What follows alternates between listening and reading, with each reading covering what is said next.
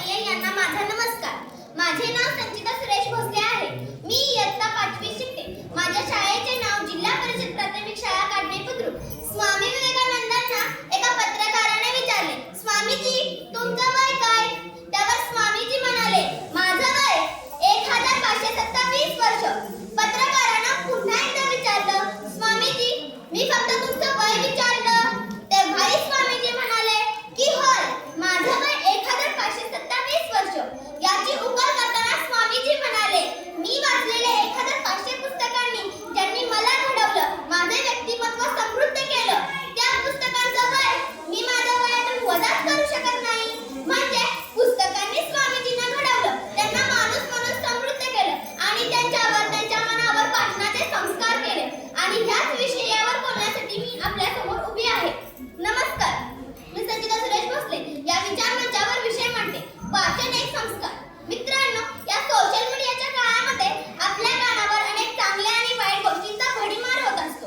पण या सगळ्या गोंगाटामध्येही वाचनाचे महत्त्व मात्र कमी झाले नाही. कारण संत गाडगे बाबा असे म्हणतात की मुलांना महागडे कपडे घेऊन देण्यापेक्षा त्यांना पुस्तकं घेऊन द्या. कारण महागडे कपडे त्यांना तात्पुरता आनंद देतील, पण जगण्याचे तत्त्वज्ञान शिकवायला मात्र त्यांना पुस्तकच मदत करतील. उत्तम कांबळे असं म्हणतात की व्यवस्थेनं मला मुकं केलं, पण पुस्तकांनी मला लिहिता आणि बोलता केलं. म्हणजे पुस्तकं माणसाला एका ठराविक साच्याच्या पलीकडे जाऊन आतला माणूस शोधण्यासाठी मदत करतात आणि त्यांच्या मनावर अधिकाधिक संस्कार करतात. जडणघडणीच्या वेळात साने गुरुजींच्या श्यामच्या आईनं आम्हाला संस्काराचं बालगोड पाजलं. अद्भुत गोष्टींची भूक पंचतंत्रानं भागवली. विस्मयकारी जगाचा परिचय हॅरी पॉटरने करून दिला. चंपक शांतपानं आमचं बालपण अधिक खेळतं केलं. नरेंद्र दाभोळकरांच्या धिमिरातून त्याच्याकडे ने आम्हाला शब्दशः अंतःश्रद्धेच्या अंधकारातून विवेकाच्या उजेडाकडे निघा. म्हणजे पुस्तकांनी आम्हाला जगायला, हसायला, रडायला, नाचायला शिकवलं. आमच्या भावनांना शब्दात मांडायला शिकवलं. आणि याच पुस्तकांकडे, ह्याच वाचनाकडे आमचं दुर्लक्ष होणार असेल तर आमचं जगणं सुद्धा कुठेतरी थांबतंय का? आज अनेक शाळा, कॉलेजांमध्ये आणि अगदी आमच्या शाळेचे प्रोजेक्टर बसवले गेले. या प्रोजेक्टरचे अनेक चांगले फायदेही आहेत. पण या प्रोजेक्टरमुळे आम्हाला कोणतीही गोष्ट दृश्य स्वरूपात दाखवली जाते. त्यामुळे ती गोष्ट वाचन करून दाखवण्याची गरज आम्हाला वाटत नाही.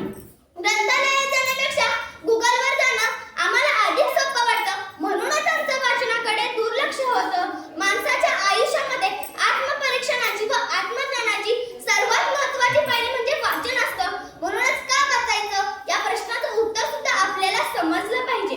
वेदनेच्या उशी आणि आक्रोशाचं पांघरून गाव कुसाबाहेर निघालेला दलिताचा संघर्ष जाणायचा असेल ना तर वाचायचं. फक्त संवेदनशील असून चालत नाही, सत्वाचं पायी व्हायला लागतं. तेव्हा जगण्याचाच पसायदान जन्माला येतं आणि आपल्या जगाच्या कल्याणाच्या भाषा बोलल्या जातात. आणि आपल्या जगाच्या कल्याणाच्या भाषा जर लोकांच्या ओटी यायच्या असतील ना तर वाचायचं. जेव्हा ज्ञानदेवानं चांगदेवानं पोरपत्र पाठवलं तेव्हा ते मुक्ताईच्या सल्ल्यानं त्यांना उपदेश करताना जे काही पाठवलं ते सगळं काही चांगदेव 65 म्हणून जगभर प्रसिद्ध झालेलं होतं. कोऱ्या कागदानं उत्तर दिलेलं ते जग प्रसिद्ध होतात. मग आपण भरलेली पानं का वाचू शकत नाही हा प्रश्न सुद्धा आपल्याला पडला पाहिजे. ज्याप्रमाणे आपल्याला भूक लागते तेव्हा आपण जे जे मिळेल ते सगळं काही खातो. अगदी त्याचप्रमाणे आपल्याला जेव्हा वाचनाची भूक लागते तेव्हा आपण जे जे मिळेल ते सगळं काही वाचलं पाहिजे. अगदी आपल्याला कोरी कागद सुद्धा वाचता आली पाहिजेत. मित्रांनो, आता आपल्याला वाचनासारख्या एका महत्त्वाच्या संस्काराला जपायचं आहे. वाचन संस्कृतीला वाढवायचं, फुलवायचं आणि त्यासाठी आपण सर्वांनी आपापल्या परीने मार्ग शोधायचा आहे. मग मी जेव्हा येणाऱ्या पिढीची एक विद्यार्थी प्रतिनिधी म्हणून आम्हा विद्यार्थ्यांचा वर्ग कोणता असा विचार करते तेव्हा मला असं वाटतं, सर्वच म्हणतात सोशल मीडियामुळे आजची मुलं पुस्तकं वाचत नाही. पण आम्हाला जर साहित्याची आवड नसेल किंवा आम्ही जर साहित्यापर्यंत पोहोचत नसू तर साहित्याने आम्हा मुलांपर्यंत पोहोचण्यासाठी काहीतरी प्रयत्न करायला हवे. आणि ते प्रयत्न करण्यासाठी आम्हाला साहित्यापर्यंत पोहोचण्यासाठी सोशल मीडियाचा दुवा म्हणून वापर केला पाहिजे. सोशल मीडियावर एक लहानसा व्हिडिओ व्हायरल झाला होता. खूप छोटासा होता पण अर्थपूर्ण होता. एक लहान मुलगा हातात मोबाईल घेऊन पाहत बसला होता. त्याचे लक्ष त्या मोबाईल मध्येच होते. एवढ्यात त्याची आई येते व त्याच्या जवळ एक पुस्तक वाचत बसते.